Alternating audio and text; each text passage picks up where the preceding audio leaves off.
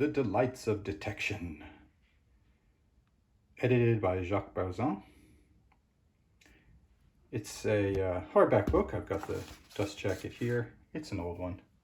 I think it's from the 60s. We'll have a look. These are some of the writers, many of whom are pretty famous. And he's pretty famous. All right, but I never really thought of him as a detective guy, but maybe he is. All right, anyway, it's bound. I like the binding here. I like the way that this looks. It looks more textured than it actually is. And then it has this cloth. It's quarter bound in cloth. Here's the spine. It looks to me, except for this mark, it looks to me a lot nicer without the dust jacket. Well, I don't love the spine, but without the dust jacket than with the dust jacket. Isn't that interesting? All right. The binding seems to be sewn.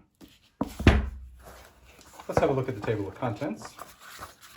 There's I'm going to cover up the name there, but there's someone else's Ex Libris stamp in here, or rather a sticker in here. This came from someone else's library, not mine.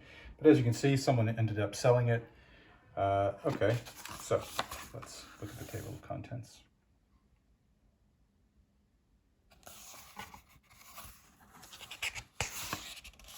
Modern tales, historic tales, including Alexandre Dumas. That would be pretty old. And then classic tales.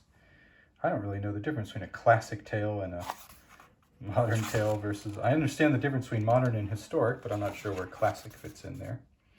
Anyway, this book was published in 1961. It's been around a while. It seems to be in pretty good shape. I've dipped in. I haven't read every story. I've read a few stories.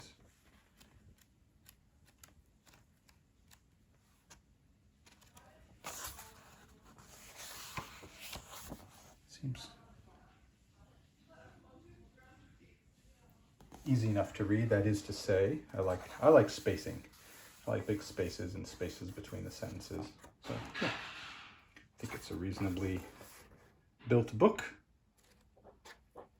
and I've enjoyed it so far. So, The Delights of Detection.